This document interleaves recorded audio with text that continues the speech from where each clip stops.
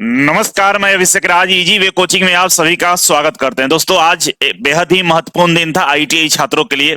आज Delhi high court में पहली हायरिंग थी और ये संपन्न हो चुकी है। इसके बारे में आपको हम बताने वाले हैं। इससे पहले आप लोगों से गुजारिश है कि अगर आप चैनल पर नए हैं तो सब्सक्राइब जरूर कर लेंगे। आप लोगों से गुजारिश है कि अगर आपने अभी तक railway group D ITI fighters जो टेलीग्राम ग्रुप नहीं ज्वाइन किए, जल्दी से ज्वाइन कर लीजिए, क्योंकि सारा अपडेट इस ग्रुप में आपको दिया जाता है। प्लस में आगे जो हम लड़ाई लड़ने वाले हैं, बड़ी एक लड़ाई लड़ने वाले हैं, अभी जो डिसीजन आया इसके बारे में भी आपको बताएंगे और आगे क्या होने वाला है इसके बारे में भी आपको बताने वाले हैं। ठीक है, तो यहाँ पे संख्या बल होना काफी जरूरी है, क्योंकि यहाँ पर तो दो तीन चीजें होता है। एक तो हम लोग चर्चा करते रहते हैं, सारा अपडेट आपको मिलता है, और एक बार रेलवे ग्रुप डी में आईटीआई लागू हो गया तो हमेशा के लिए ग्रुप डी में आईटीआई लागू हो जाएगा। और जिस नौकरी के फिराक में आप है ना, जिस नौकरी का आप इंतजार कर रहे हैं, जो एक सरकारी नौकरी के लिए आप लोग दिन रात मेहनत करते हैं, लेकिन आपको एसएससी के बच्चों से, ग्रेजुएशन वाले बच्चों से, डिप्लोमा वाले बच्चों से फाइट करनी पड़ती है। एलपी में देखे डिप्लोमा वाले बच्चे, बीटेक वाले बच्चे बैठते हैं आपके साथ में, तो समस्याएं बहुत है। आपकी लड़ाई लड़ रहे हैं, पूरा देश के जितने भी आईटीआई से जुड़े हुए लोग हैं सब लोग एक साथ आ चुके हैं। तो आप सभी से गुजारिश है कि सभी आईटीआई तक इस इंफॉर्मेशन को पहुंचाइए कि अगर आपकी एक बार जीत हो जाती है तो बाबू 40-50 नंबर लाकर, 35 नंबर लाकर आपको सरकारी नौकरी मिल जाएगा। तो आप उन लोगों को इग्नोर करिए जो आपको बहका रहे हैं या गलत तरीके के कुछ भी मैसेज दे रहे हैं। तो आप एक जगह जुड़िए, टेलीग्राम ग्रुप का लिंक डिस्क्रिप्शन बॉक्स में, यहाँ पे आप जुड़ सकते हैं। और एक बात मैं फिर से दोहरा देना चाहता हूं कि हम 10वीं वाले बच्चों के खिलाफ नहीं है। 10वीं वाले बच्चों का जहां भी अधिकार है उन्हें मिलना चाहिए। जितना भी ग्रुप डी का लेवल 1 में जो टेक्निकल पद है, वहां पे हमारी लड़ाई है कि भाई आईटीआई के लिए वहां पे आप कंपलसरी करिए, और बाकी जो नॉन टेक्निकल है वो 10वीं वाले बच्चों को दे दीजिए, कोई आपत्ति नहीं होगा। तो ये बात है, तो हम किसी के विरोध में नहीं है, हम अपने अधिकारों के लिए लड़ रहे हैं कि हमारा जो अधिकार है वो मिलना चाहिए। तो इस टेलीग्राम ग्रुप में आप लोग सभी लोग ज्वाइन कर लेंगे। और ये ट्विटर हैंडल है, हो सकता है कि ट्विटर कैंपेन हमें एक बार और करना पड़ सकता है, तो ये अभिषेक राज करके इसका भी लिंक है डिस्क्रिप्शन बॉक्स में, आप इसे जुड़ जाएंगे। ठीक है, तो आइए आज क्या हुआ है आपको मैं बताने जा रहा हूं। ठीक है, जैसा कि आप स्क्रीन पर देख रहे हैं, मैं भी जुड़ा था। जब सुनवाई चल रही थी मैं भी था उस सुनवाई में, क्योंकि कोर्ट में दो तरीके की अब सुनवाई हो रही है। एक तो सारा कोर्ट डिजिटल हो चुका है, आप ऑनलाइन भी आप वहां पे अपना प्रेजेंस दे सकते हैं, आप उपस्थित हो सकते हैं और सारी सुनवाई को सुन सकते हैं और अपनी पक्ष को भी वहां पे रख सकते हैं।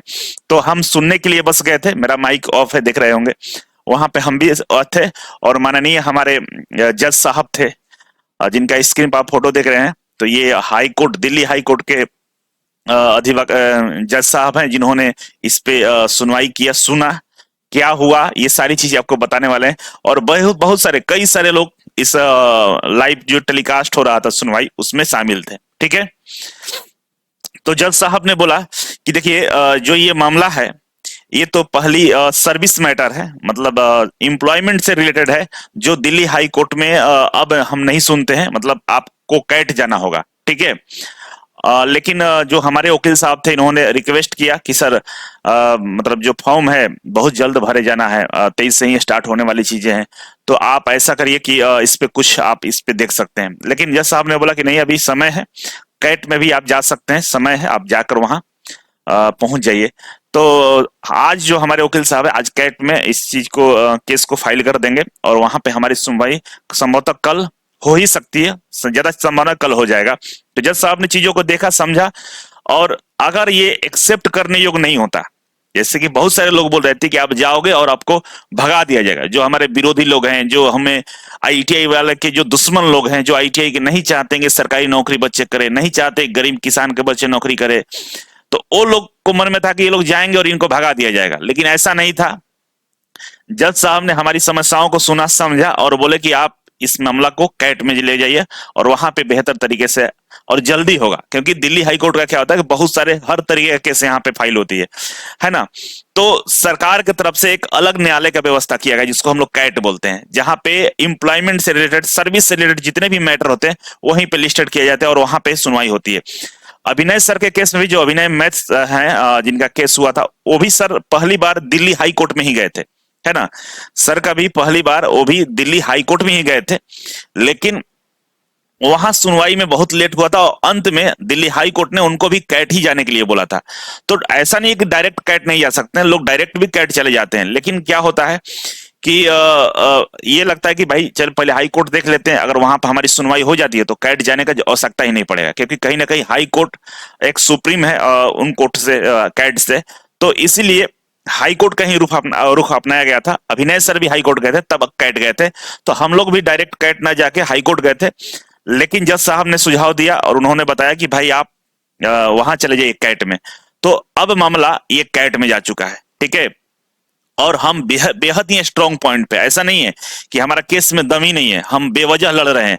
जैसे लोग बोल रहे हैं कि बेवजह लड़ रहे हैं, आप पब्लिसिटी के लिए लड़ रहे हैं, सब्सक्राइबर के लिए लड़ रहे हैं, तो बाबू ऐसा नहीं है। पूरे देश के जो कोचिंग संस्थान है अपने कोर्स को बेच रहे हैं, सेल आउट कर रहे हैं। हमारा कोर्स एक भी नहीं बिक रहा है, एक कुछ भी नहीं कर रहे हैं, 1 रुपए का आमदनी नहीं हो रहा है।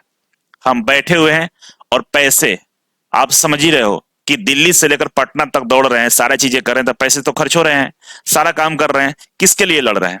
आप सबों के लिए लड़ रहे हैं, आईटीआई छात्रों के लिए लड़ रहे हैं। तो जो हमारा अपोजिट वाले लोग होंगे, जो हमारे से दुश्मनी रखने वाले लोग हैं, जो हमसे ईर्ष्या करने वाले लोग होंगे, जो आईटीआई के दुश्मन होंगे, वो तो कई तरह के कमेंट करेंगे, कुछ भी लिख सकते हैं। सोशल मीडिया लिखने के लिए तो फ्री है, आप कुछ भी लिख सकते हैं।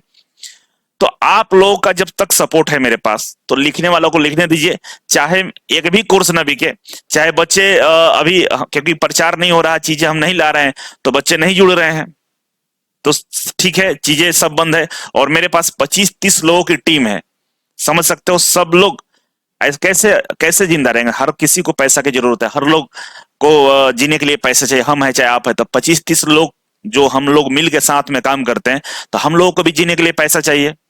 तो पैसे तो बंद है, नहीं आ रहे हैं, हम किसके लिए लड़ रहे हैं? जरा सोचिएगा। बहुत सारे लोग हमारे ऊपर अलग अलग आरोप लगा रहे हैं, और यही कारण है कि हम कई लोगों से रिक्वेस्ट करके, जो हमारे भाई लोग हैं, जो हमारे यूट्यूबर मित्र हैं, कई सर लोग हैं, केस के बाद सब लोगों का हम नाम बताएंगे, सब लोगों से रिक्वेस्ट करके कुछ कुछ पैसे इकट्ठे किए, क्योंकि पैसे तो लग रहे हैं, बहुत ज्यादा लग रहे हैं, और अकेले देने में हम भी सक्षम नहीं है, चीजें है ना। तो आप लोगों के लिए जिससे नहीं बात करना, उनसे हम बात कर रहे हैं, उन लोगों के पास जा रहे हैं कि सर आज बच्चों की जरूरत है, हमारे बच्चे परेशान हैं, आप हमारी मदद करें। सब लोग कर रहे हैं, सब लोग मिलकर कर रहे हैं।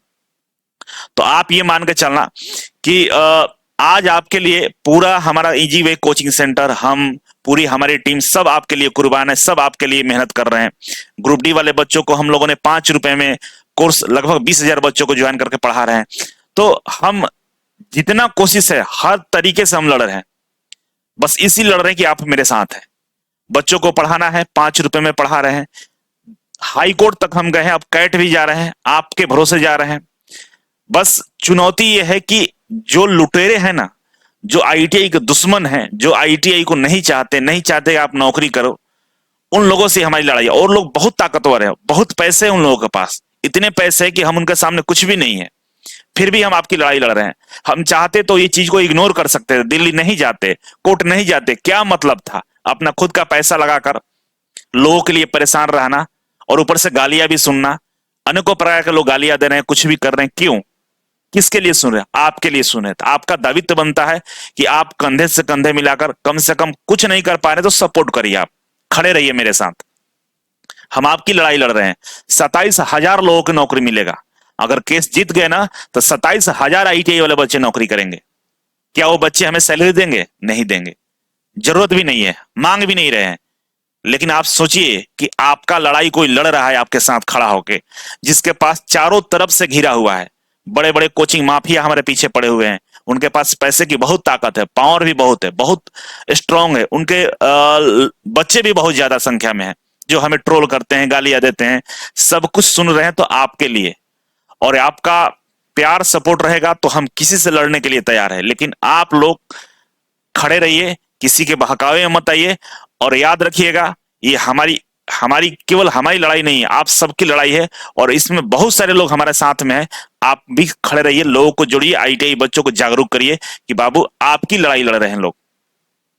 तो मैं समझता हूं कि आप चीजों को समझ रहे होंगे। लोग बोलेंगे कि नहीं हुआ कुछ, आगे चले गए, हम जा रहे हैं, रुके नहीं है, कदम रुका नहीं है, ठीक है ना, हम बढ़ते जा रहे हैं और जीत की ओर बढ़ रहे हैं। तो आप लोग धैर्य रखें, ऊपर वाला से दुआ करें कि हम सही सलामत आप लोग को जीत दिला सके, ठीक है। बहुत बहुत धन्यवाद वीडियो देखने के लिए। एक गुजारिश है, वीडियो को लाइक शेयर कर देंगे और उन लोगों तक पहुंचाएंगे जिन तक अभी तक हमारा मैसेज नहीं पहुंचा है, हमारी बातें नहीं पहुंची, वहां तक पहुंचाने का प्रयास आप लोग करेंगे। बहुत बहुत धन्यवाद। Thank you so much.